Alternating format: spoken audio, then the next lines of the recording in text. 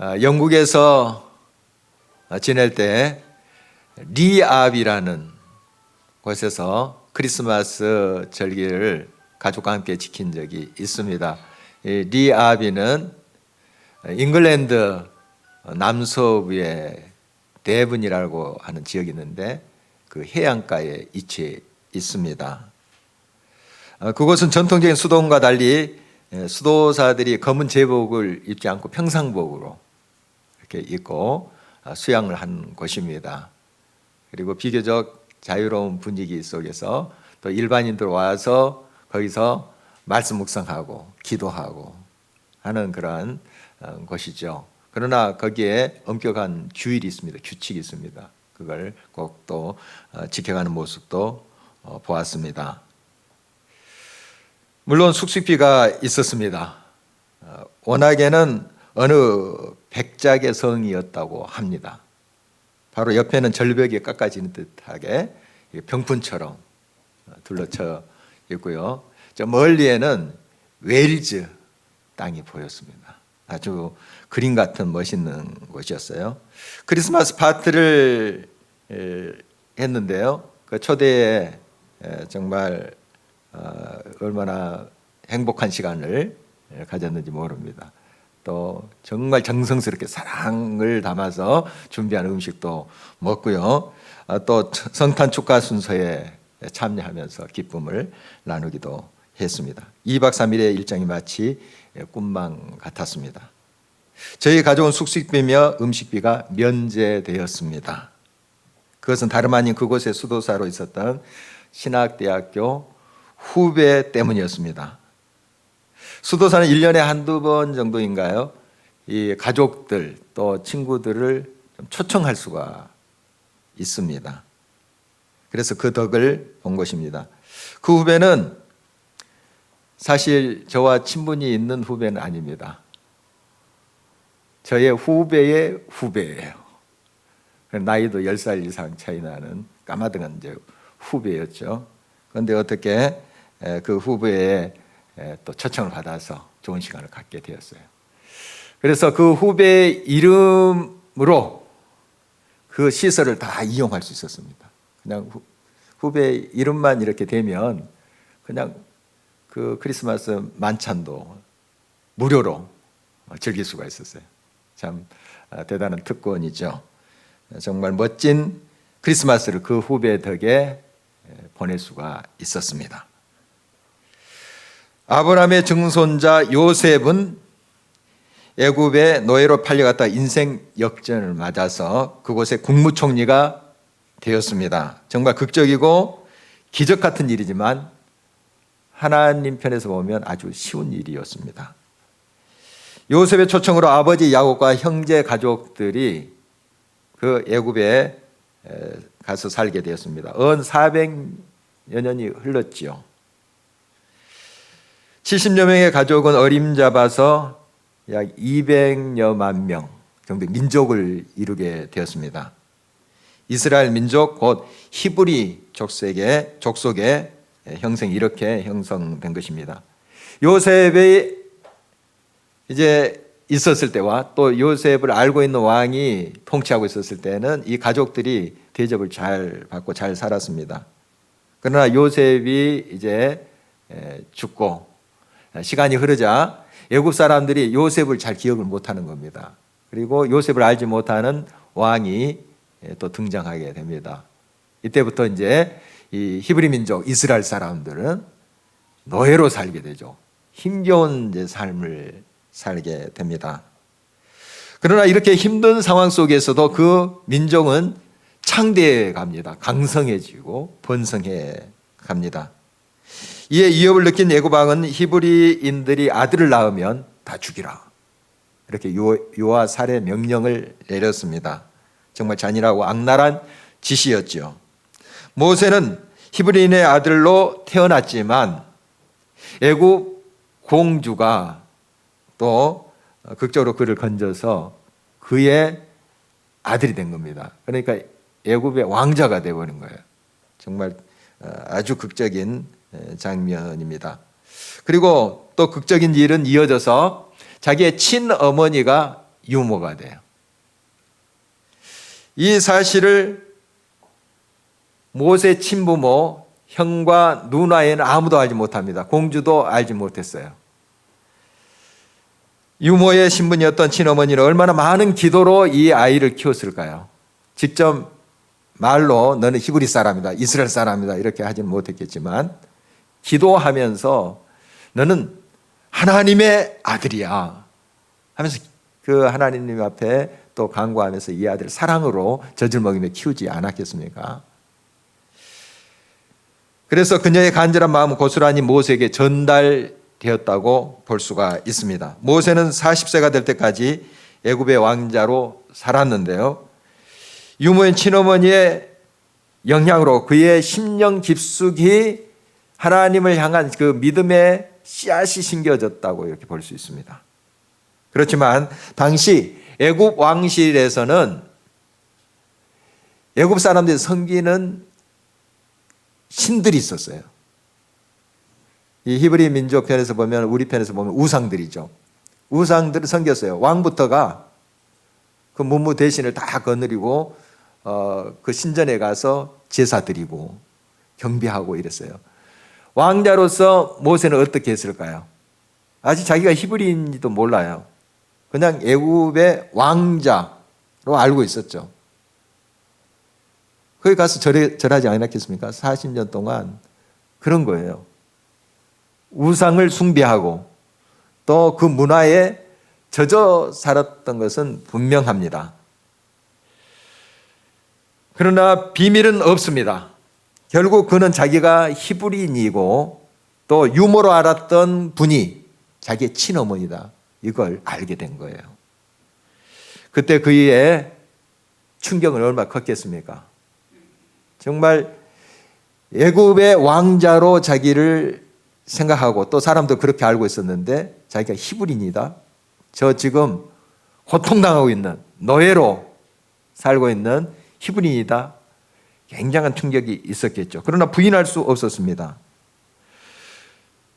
그는 히브리인 즉 이스라엘 족속을 향해서 동질의식을 느꼈고 형제애를 느끼게 되었습니다. 애굽 사람들로부터 고통을 받고 있는 그들을 위해서 무언가를 해야 되겠다고 하는 생각도 들었습니다. 그 의욕이 커서 히브리 사람을 때리는 애굽 사람을 쳐 죽이게 된 것입니다. 살인자가 된 것이죠. 이 모든 것을 알게 된 애굽 왕이 모세를 죽이려고 했습니다. 그래서 도망간 곳이 미디안 광야였습니다. 결혼도 하고 거기서 또 자식도 낳고 장인의 양떼를 치고 살았습니다. 그러면서 40년의 세월이 훌쩍 지나갔어요. 나이 80이 된 것입니다. 40년 전에 가졌던 그 자신감과 열정 다 사라졌습니다. 없어요. 40년 동안 광야 생활을 하면서 매일 양을 치면서 그 가지고 있었던 또 습득했던 모든 지식도 다 폐기 처분된 거예요. 매일 하는 일은 양떼를 돌보는 것입니다. 좀 고된 일이기도 하지만은 똑같아 일이 거의 같습니다. 이제 아침이 되면 양떼들을 몰고 이제 풀을 먹이러 가지 않겠습니까? 그리고 하루 종일 양떼를 또 살피며 아픈 양이 있으면 또 싸매주고 돌보고 이런 일을 했을 거예요. 그리고 우리나라처럼 이렇게 파릇파릇한 풀들이 많은 곳이 아닙니다. 미디안 광야. 정말 눈에 이렇게 보면은 풀이 하나도 없을 것 같은 그런 곳이에요. 그걸 이제 찾으러 다닌 거예요. 그럼 양떼들은 이제 거기서 풀을 뜯고 하는 것이죠. 이렇게 양떼들 치다가 이제 저녁이 가까우면 양떼들 물을 먹이고 다시 우리에 집어넣는 일이에요. 이게 매일 반복되는 거예요. 그 일이 그런 것입니다. 그러다 보니까 이걸 40년 동안 한다고 생각을 해보세요. 굉장히 생동감이 그 삶 속에서 사라졌을 수도 있어요. 바로 그러한 모습으로 하루하루를 살아가고 있었습니다. 또 대부분의 시간을 양떼와 같이 함께 했기 때문에 언어 감각도 많이 잃었을 거예요. 그래서 나중에 이제 하나님께 자기를 입이 뻣뻣하고 혀가 둔해서 말을 잘하지 못합니다 하고 이야기를 하는데 우리 이해가 돼요. 말도 계속 해야 되잖아요. 영어도 그래요. 영어를 삶 속에서 이렇게 하지 않은 지가 한 20년이 넘다 보니까요. 영어도 안 되고 우리말도 잘 안 되고. 이 언어라는 게 그래요. 자꾸 해야 되고 그 감각이 있어야 되는 거거든요. 모세가 40년 동안 양떼를 치면서 언어 감각도 잃어가 버린 것입니다. 왜 하나님께서 의욕과 자신감이 넘쳤던 굉장히 지식도 많이 습득하고 왕궁에서 최고의 교육을 받지 않았겠습니까?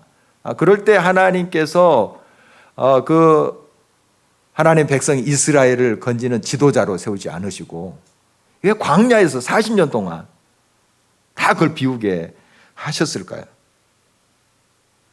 그것은 모세가 자기의 능력을 의지하지 않고 자기의 힘을 의지하지 않고 오직 여호와 하나님만을 의지하도록 하기 위함이셨습니다. 그리고 애굽 왕궁에서 우상을 섬기지 않았겠습니까? 그리고 애굽의 문화에 그가 젖었습니다. 애굽 사람을 살았기 때문에 그걸 다 광야 생활 속에서 비우게 하신 것입니다. 그러니까 40년 전에 의욕이 넘치고 대단한 능력을 갖췄을 때는 아마 하나님을 온전히 의지하지 않았을 거예요. 그가 살아온 삶이 있는데요. 우상의 문화, 그 가치관이 그의 뼛속까지 스며들어 있었을 텐데요. 그래서 하나님께서 40년 동안 다 비우게 하신 거예요. 다 내려놓게 하신 것입니다. 하나님의 역사는 자기를 철저히 비우고 하나님의 능력과 지혜를 힘 입은 자를 통해서 하시는 것입니다. 하나님의 역사는 그렇게 진행되는 것입니다. 얼마 전 주일설교에 300여 년 전 프랑스 평신도 수도사인 노렌스 형제에 대한 이야기를 드린 적이 있습니다. 그는 그 수도원의 주방 허드렛 일, 또 신발 깁는 거, 수선하는 거 이런 일을 하면서 그 순간에도 하나님과 깊은 교제 속에 하나님의 임재를 느끼면서 또 다른 여러 분들에게 영향을 미쳤던 사람입니다. 하나님의 임재 연습이란 책에 그가 친구에게 보낸 편지들이 수록되어 있는데요. 그 중에 이런 내용이 있습니다. 나는 하나님이 내게 주신 그리고 지금도 주고 계신 온갖 복들을 생각하면 참으로 부끄러워진다네. 나는 그 복들을 잘못 사용해 왔다는 생각이 드는군. 그것들을 더욱더 그리스도를 닮아가기 위해 요긴하게 사용했던 적이 거의 없었던 것 같네. 하지만 자비로운 하나님은 우리에게 조금의 시간을 더 주신다네. 그래서 우리가 모든 것을 다시 시작할 수 있는 것이지. 그분은 우리가 잃어버린 기회를 보상하고 완전한 확신 가운데 우리의 자비하신 하나님께로 돌아갈 수 있게 해 주신다네.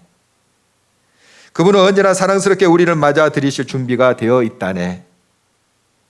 하나님께로부터 오지 않는 모든 것을 다 포기하시게. 우리를 돌보시는 하나님의 은혜만 있다면 우리는 뭐든지 할 수가 있지. 하지만 그 은혜가 없다면 우리가 행하는 모든 일은 오직 죄뿐이라네. 어쩌면 자네는 내가 언제나 똑같은 말만 한다고 그럴지도 모르겠군. 하지만 달리 무슨 말을 할 수 있겠는가? 그것이 진실인 것을. 노렌스 형제는 다른 글에서 이런 말도 남기고 있습니다. 우리는 그리스도인으로서 첫걸음을 시작한 순간부터 우리 존재의 참 실상을 잊지 말아야 한다. 이는 곧 그리스도께서 우리를 위해 하신 일을 제하고는 우리에게 그리스도인이라는 이름으로 불릴 만한 아무런 자격이 없음을 기억해야 한다는 뜻이다. 우리를 모든 불의와 더러움에서 깨끗하게 하신 하나님은 우리가 겸손하길 원하시며 그 뜻을 이루시기 위해 우리에게 수많은 시련과 역경을 허락하신다. 하나님을 위해 자신을 내어드림은 하나님께도 기쁨이 되고 우리에게도 유익이 된다. 그리스도인은 이 사실을 분명히 확신해야 한다. 우리의 마음과 뜻을 하나님의 뜻 앞에 온전히 굴복하는 일 없이는 그분은 우리 안에 역사하실 수 없고 우리를 온전케 하실 수도 없다. 진정으로 비우고 나 자신을, 내 생각을, 내 계획을 주님 앞에 내려놓을 때 그때 주님이 우리를 통해서 역사하신다 하는 고백입니다. 미디안 광야에서 모세는 장인이 이두를 통해서 조금씩 하나님을 알아갔습니다. 그렇다고 하나님이 자기를 다시 들어서 자기 민족인 이스라엘을 애굽에서 건져낼 거라고 생각지 않았습니다. 언젠가 나를 부르시겠지. 그래서 준비해야지. 그런 생각조차 하지 않았어요. 자기는 그냥 이 광야에서 인생을 이제 마치리라 그렇게 생각을 한 거예요. 그냥 매일 양떼 치면서 그렇게 생활한 것입니다. 다만 친어머니의 간절한 기도로 그의 심령 깊숙이 하나님을 향한 그 믿음의 씨앗이 있었던 것을 이 장인 이드로라는 사람이 영향을 준 거예요. 그리고 그 씨앗이 발화가 되고 있었습니다. 이것을 모세가 알아차지 못했어요. 하나님은 일하고 계셨습니다. 40년 동안 일하고 계신 거예요. 40년 동안 애굽 왕국에서 채웠던 것을 40년 동안 미디안 광야에서 다 비우게 하셨습니다. 그래서 이제 나이가 80이 된 거예요. 노인이 된 것입니다. 이때 하나님께서 그를 찾아오셔서 부르신 거예요. 자기가 할 수 있다, 대단한 능력이 있다 할 때 하나님께서 그를 들어 쓰신 것이 아니고 철저히 비우고 자기 힘으로 할 수 없다고 할 때 하나님이 그를 찾아오신 것입니다. 떨기나무에 불이 붙었는데 정말 신기하게도 이 떨기나무가 타지를 않는 거예요. 이 떨기나무는 백향목과 같은 좀 멋있고 아름드리 아주 그러한 튼튼한 그런 목재는 아닙니다. 정말 광야에서 볼 수 있는 평범한 거예요. 어떻게 보면 보잘것없는 그런 나무예요. 거기에 이제 불이 붙어 있는 거예요. 하나님이 그 속에서 임재하셔서 말씀하고 있는 것입니다. 어쩌면 이 모습은 지금 광야에서 40년 동안 80이 된 이 모세의 모습을 비유한 것 같이 들립니다. 그 떨기나무 같은 그에게 하나님의 영이 임하실 때 그를 통해서 하나님이 역사하신다는 것을 이 광경을 통해서 보여주신 것이라고 또 생각이 듭니다. 하나님은 이스라엘 자손의 고통을 분명히 보고 그들의 부르짖음을 듣고 그들의 근심을 알고 있다고 하시면서 친히 내려가셔서 건져내고 인도하여 약속의 땅으로 데려가리라 하고 모세에게 말씀하셨습니다. 그 하나님의 구원의 역사를 이루기 위해서 모세를 도구로 삼으시겠다는 것입니다. 그리고 모세에게 애굽으로 가라 명령하셨습니다. 모세 편에서 보면 준비가 하나도 안 됐어요. 옛날 40년 전 40세 때 자기가 준비가 잘 된 사람이라고 생각했는데 지금 80이 됐습니다. 준비가 하나도 안 됐는데 하나님 가라고 하는 거예요. 그러나 하나님 편에서 보면 이게 준비예요. 진정한 준비는 하나님의 역사를 담고 그것을 실행할 수 있는 진정한 준비는 비움이에요. 겸손입니다. 세상의 가치관과 전혀 다른 거예요. 하나님은 이렇게 자기를 철저히 비우는 자를 통해서 하나님이 역사하십니다. 하나님께서 애굽으로 가라 할 때 모세는 참 두려웠습니다. 이제 말도 제대로 하지 못하는 자기의 처지를, 모습을 알고 있었던 거죠. 자신감이 없었어요. 그래서 주저하고 있었습니다. 이때 하나님께서는 모세에게 말씀하십니다. 내가 너와 함께 하노라. 내가 너를 통해서 일하리라. 이렇게 말씀하고 계시는 것을 보게 됩니다. 이제 모세가 넘어야 될 그 난관들이 크게 두 개예요.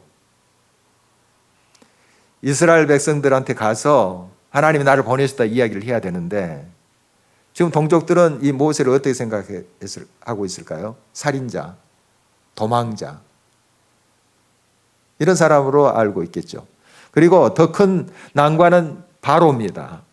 애굽 왕이에요. 그에게 어떻게 이야기할 것이며 어떻게 이 민족을 놓아달라고 또 요구할 수 있겠는지 두려움이 그에게 있었습니다.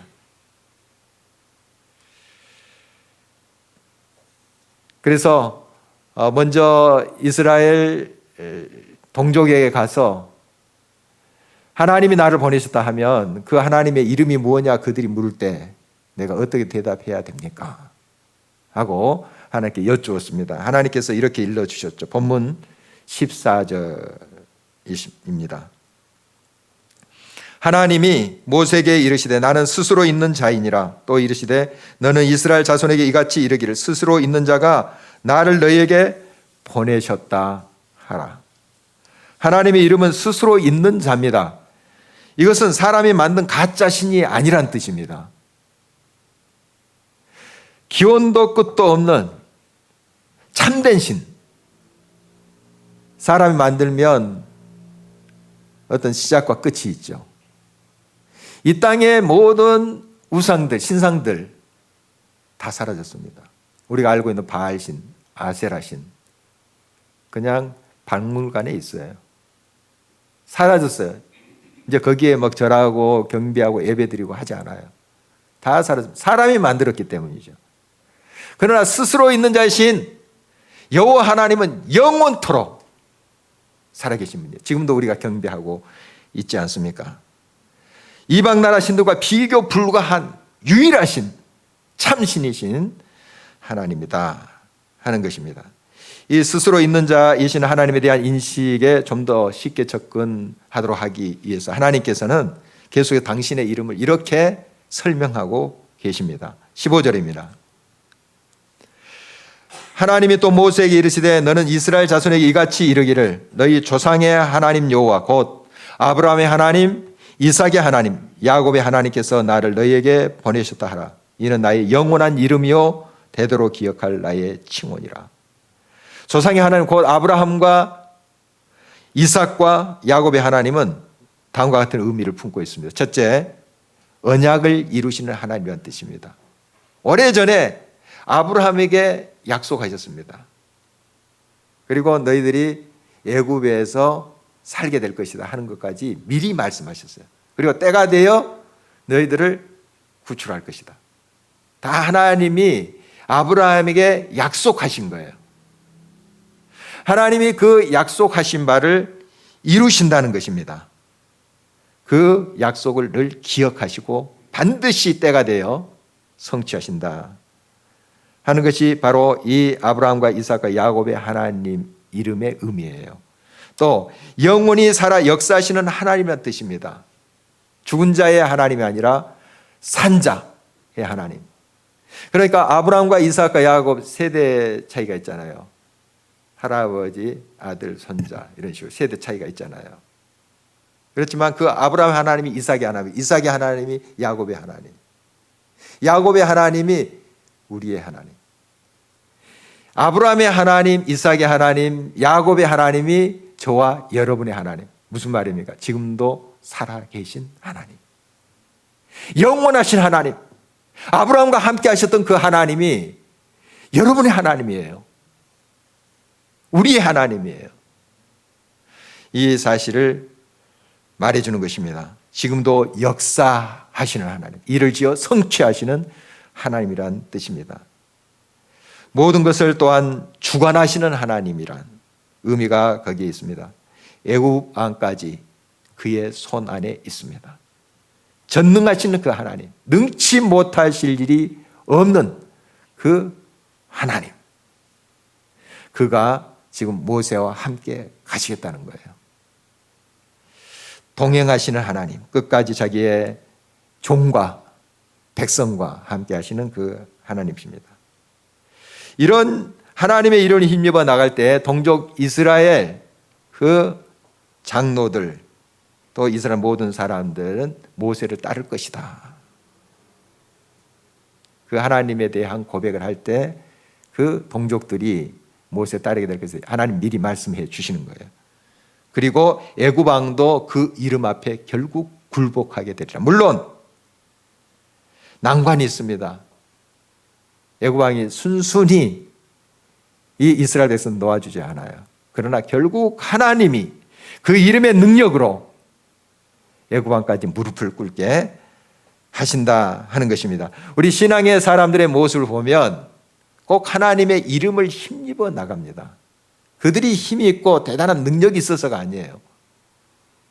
하나님을 온전히 의지하고 그 하나님의 이름을 외치면서 나가요. 우리가 잘 알고 있는 다윗도 그렇잖아요. 골리앗 앞에 어떻게 외칩니까? 사무엘상 17장 45절 보면 너는 칼과 창과 단창으로 내게 나오거니와 나는 만군의 여호와의 이름으로 내게 나아가노라.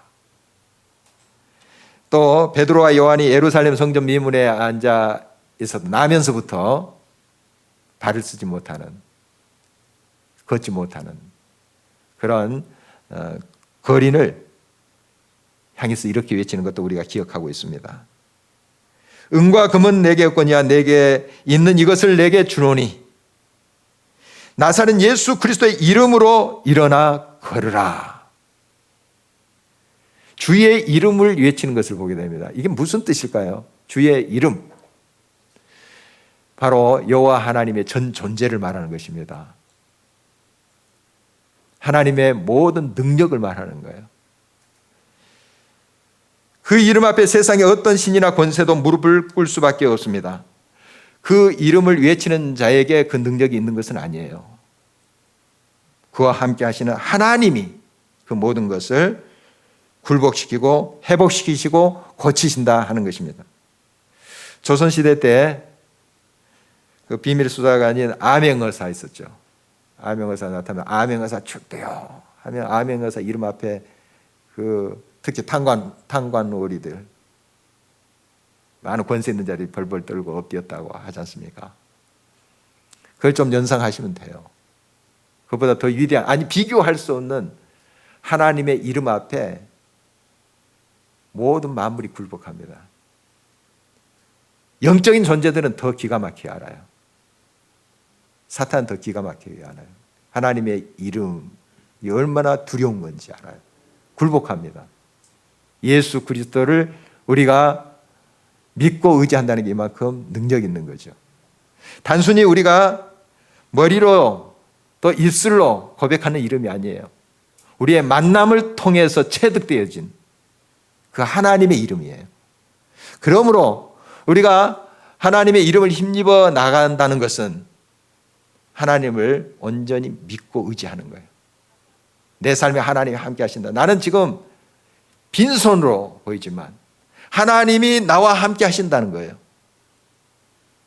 저 애굽 왕에게 가는데 하나님이 나와 함께 하신다는 거예요. 이 믿음이에요. 이것은 사귐에서 옵니다. 하나님과 늘 교제하면서 사귈 때 그 하나님을 믿게 돼요. 신뢰하게 됩니다. 바로 이 믿음을 가지고 하나님의 이름을 힘입어서 나갈 때 하나님이 그를 통해서 역사한다는 것입니다.